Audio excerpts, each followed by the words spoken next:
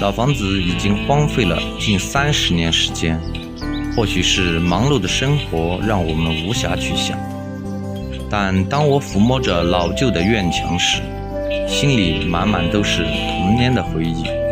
小时候的点点滴滴又填满了我的思绪。因为长期没人住，老房子已经非常破旧，临时安装的大门显得破旧不堪，屋顶的瓦片脱落了不少，墙皮也掉了很多。院子里七零八落地放着一些邻居亲戚的东西，厨房外还摆放着那台曾经很先进的小麦脱粒机，外壳已起满了斑斑锈迹。儿时种下的咖啡也已经挂满了鲜红的咖啡樱桃。堂哥家还养了一些鸡、鹅和猪。菜地里亲戚邻居种满了各种蔬菜水果，充满了勃勃生机。于是我有了一个初步的改造方案。我们给他们让了1米多，导致我们进家的路已经没有办法开车进去了。所以今天找了一台挖机，把围墙倒了一部分，把路面扩宽1.5米。围墙是妈妈40年前带人用土冲起的，可能现在许多朋友都没有见过土墙是怎么冲起来的了。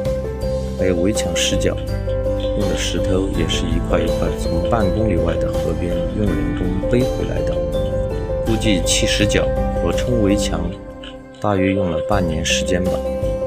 把围墙倒了一部分，还有一个原因，就是把院子和菜园连在了一起，使整个老屋显得宽大了许多。我家的院子现在在整个村子来说都是最大的，面积达到了1200多个平方。也许有的朋友会说我家的宅基地超标了，其实没有，因为我家宅基地和自留地也就是菜园是连在一起的，只要你不在自留地上建房是不违规的。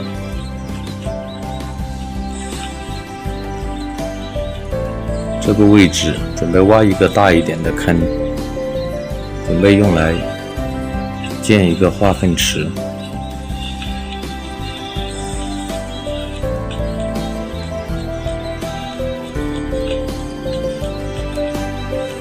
院子右侧我准备建一个锦鲤池。在网上查了一下，锦鲤池的要求比较高，特别是深度，要求在1.5米以上，而长度和宽度就只能按照场地来设计了。现在这个场地宽度可以达到2，最后让挖机师傅把路清理出来，明天就可以拉工具材料进来了。有想法的朋友也可以把你宝贵的。今天的任务是把院子房子台阶清扫出来，用来摆放盖房子用的水泥、沙子和砖。正房台阶上摆放着一些柴火，因堂哥家烧着酒，所以让堂哥拉回去烧酒用。把柴火拉走后，再把台阶打扫出来，准备摆放水泥。楼梯角堆放着一些以前拆下的瓦片，也要清理出来。等翻盖老房子瓦片时，可以对损坏的一些瓦片进行更换。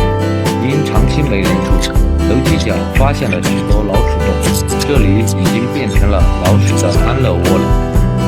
院子地板上堆放着许多糖嫂用来培育芒果苗用的浆沙。我们这里盛产热带水果，有芒果、荔枝、桂圆、咖啡等等，是有名的水果之乡、蔬菜之乡，也是全国闻名的小粒咖啡产地。把浆沙清理后，院子里要堆放砌砖用的。刚把院子打扫出来，哥哥已经把建房用的粗沙拉了回来。不用不知道，现在的沙子真是贵得离谱，8方粗沙花费将近1200元。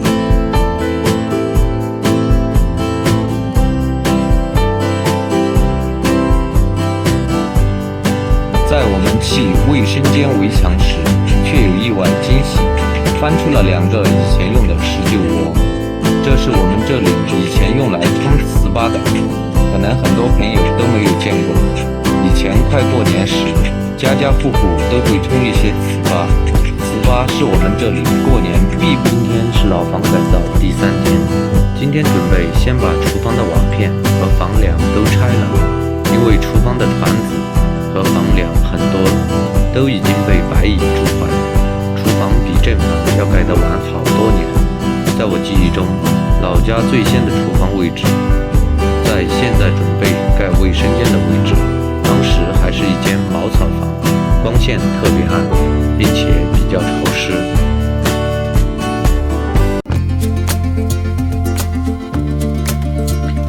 拆完厨房，还是不得不把中间的咖啡树砍了。本来想留几棵做纪念，但它刚好拦到了卫生间的门。把咖啡树砍了以后，就准备翻盖老房子的瓦片了。翻瓦片前，又在屋角找到了一个老旧的柜子。看着屋角的柜子，很旧很旧，上面已经积满了灰尘。一见到它，我整个人便陷入了回忆。小时候，爸爸妈妈比较忙，平时就是奶奶照看我和哥哥，而每当我和哥哥哭闹时，奶奶便会从这个木柜中拿出好吃的糖和玩具。听奶奶说过，这个木柜是她和爷爷结婚时就让木工师傅做的，算下来已经将近90年了。清洗了一下，看起来就十分漂亮了。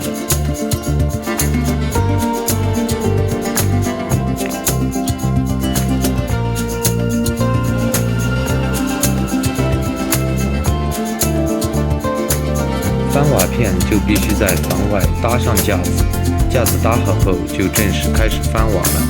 农村瓦房一般10年左右就要翻一次瓦片，因为风吹和下雨会让瓦片往下跑，最后导致漏雨。吃完水果继续翻瓦，今天的任务是必须把前面这一半的瓦翻完。翻瓦必须从下到上，先把原来的瓦拆下，把瓦上的泥土擦掉，然后再用混凝土把它粘在上面。老房改造第4天。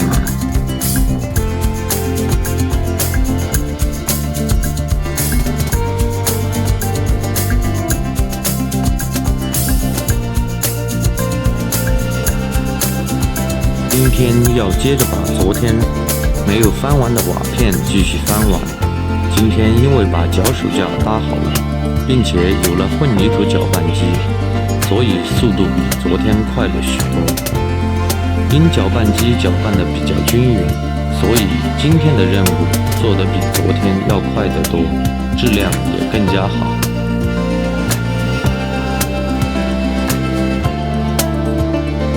翻瓦的工作确实比较辛苦，也有一定的危险性。翻瓦要求的技术也比较高，所以我只能搅拌混凝土，打下手。拌好混凝土后，爬到架子上把混凝土吊上去，拿给帮忙的叔叔们。本以为这个工作应该会轻松一些，没想到我上下爬架子20-30次，一天下来整个手臂都不听自己使唤了，并且我还有一点轻微的恐高症，想想也是为难自己了。最后把今天的视频看了一遍，看到最后才发觉4天的时间，太阳竟然把我晒成了小黑。今天首先把前面的架子拆了，挪到房后重新搭上。拆完架子，我还是到老房子的楼上查看了一下，楼梯的木板有少许的损坏，而楼上的楼板就被白蚁蛀了许多，估计得重新换上。老旧的窗子玻璃掉了几块，但窗外的风景却特别的迷人。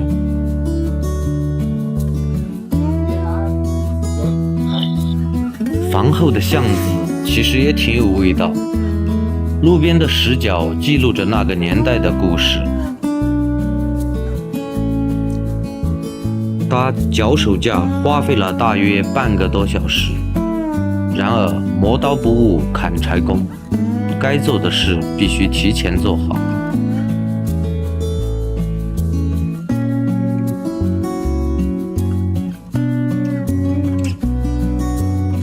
搅拌机在不停地转动，均匀地把水泥、沙子和水合为一体。今天我又要像猴子一样上蹿下跳了。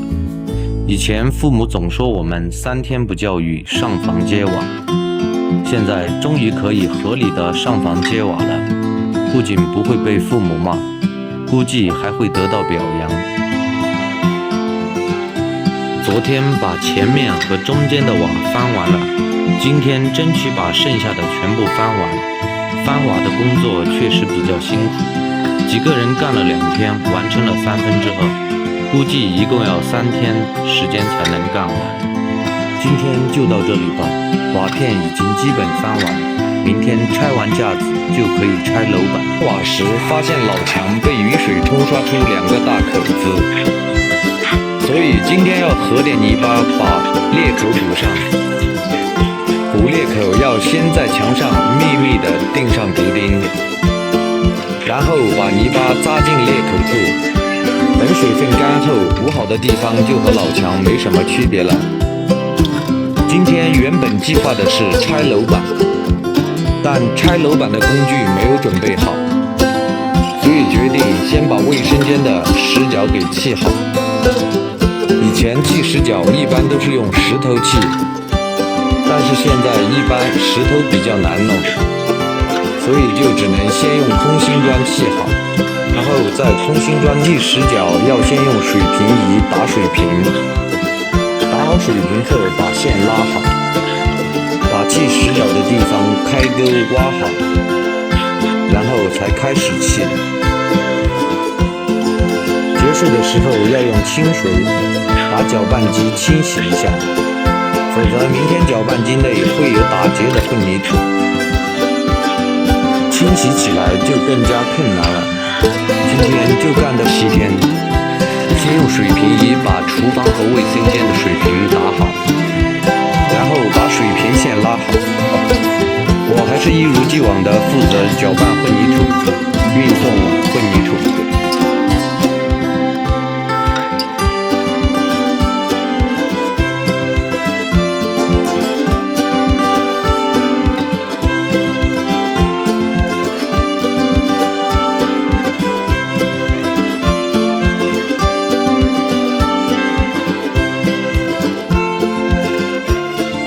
一些细节也要讲到位，当然搬运工的活也不能落下。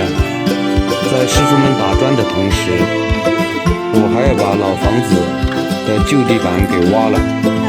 下一步准备把地板贴上瓷砖，那样的话以后住着会更加干净舒适，打扫卫生也会更加的方便。帮着干活的实际也就是本家的2个叔叔和同村的1个大哥，他们盖房子的经验都比较丰富。必须要承认，专业的事情还是要专业的人来干，否则只会添乱。把地坪4周的砖砌好，今天的工作也就结束了。今天是改造老房子的第8天，今天要把老房子室内的地板全部挖了。首先把老房子里的东西给搬出来，因长期没人住，老房子里也只有很少的东西需要搬出来。40年前，我们这边主要是用石灰和沙子来做地板，因为那个时候水泥比较少，也比较贵，用起来成本特别高。不知道其他地方40年前是用什么材料来做地板的？用石灰和沙子做出的地板硬度就不够高，挖起来也相对容易一些。挖了地板后，准备用混凝土先搅一层，然后在上面再贴上瓷砖。卫生间的化粪池今天也马上做好。这2天水泥的用量比较大，今天又让哥哥去拉了几吨来。今天收柴工吧，今天要把老房子楼上的东西清理干净，把被白蚁蛀坏的楼板撬了。原本计划把楼板全部撬了换新的，但检查了一遍，发现只有一小部分被蛀坏了，其他的大多还能用。为了节省开支，还是决定只更换损坏的部分。楼板拆了以后，要把楼上的垃圾全部清理出去。清理完垃圾，就准备把1楼的2面墙给拆了。以前盖的房子窗户都比较小，拆了后准备放一扇大一点的窗子，那样的话室内的光线就会比较好。我用磨光机试着把柱子磨了一下，没想到磨了后柱子露出漂亮的木纹，给人的感觉也是焕然一新。所以考虑把所有的油漆都磨掉。拆楼板时发现有一根柱子被白蚁蛀坏了许多，所以就必须把它加固一下，否则时间长了柱子可能承受。今天要把这面墙给完全拆了。以前的窗子特别小，像一个洞一样，房间里面基本没有什么光线。以前的隔墙因为不是用砖砌的，而是用土基砌的，所以显得特别厚。土基是南方打墙用的一种材料，和砖有点类似。土基是用稻草和泥合在一起，放在一个模具内制成的。土基用的土质也特别好，所以老妈特别交代要把土基保存好，等花台砌好后用作种花的土。用土基砌的土墙看着特别厚，能起到冬暖夏凉的效果，并且做土基需要的成本特别低，基本就是人工的费用。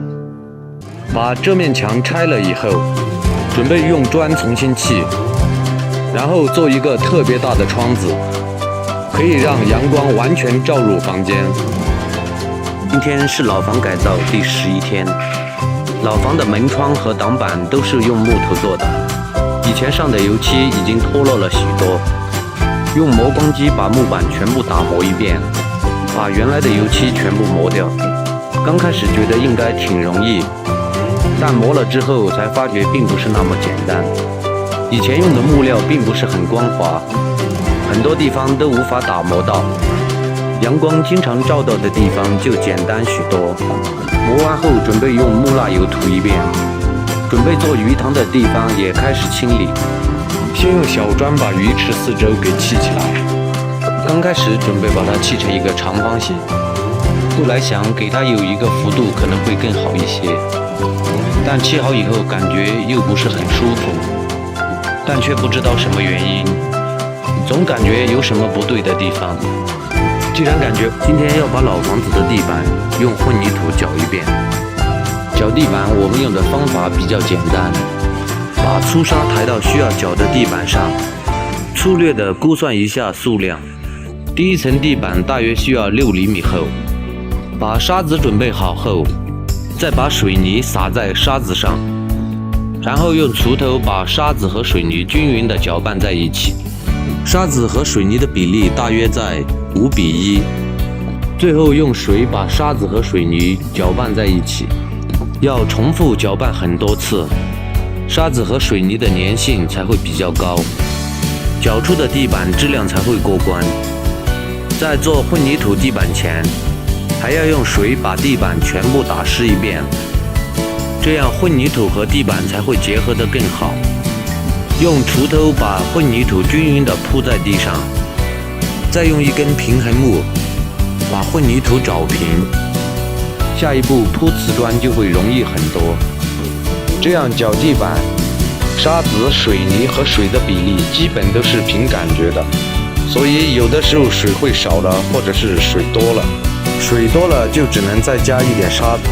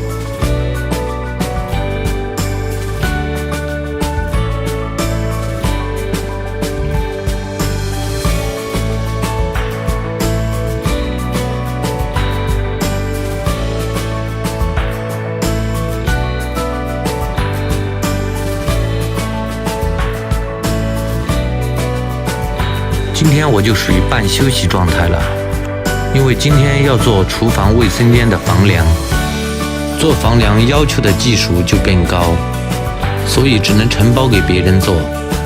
最开始厨房和卫生间我本来打算还是用土墙来建，房梁这些都全部用木头做，但后来问了一下，现在做木工的比较少，并且做工都比较贵，相应的木材也比较难找，所以决定用钢架来做，这样就变得简单了许多，成本也更低了，并且速度会快很多。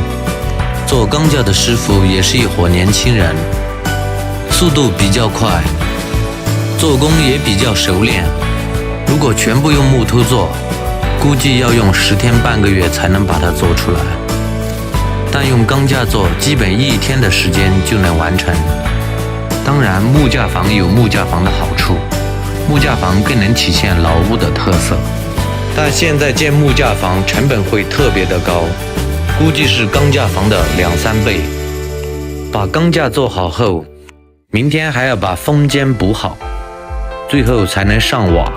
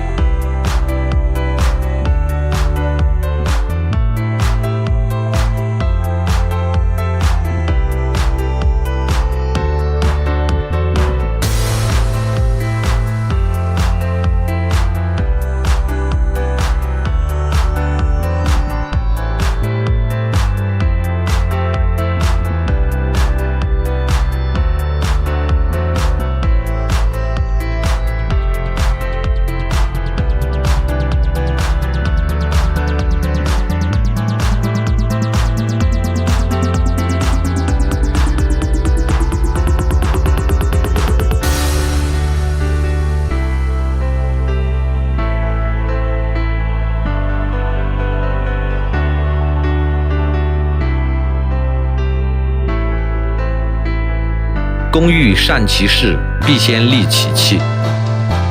利用废弃的方管做一个顺手的工具。今天要把老厨房以前粉刷的墙壁全部铲掉，因为老厨房以前没有抽油烟机，所以墙面全是黑色。把老墙面铲了以后，要把它全部重新粉刷一遍。老墙面以前粉刷的还可以，铲起来没有想象的那么容易。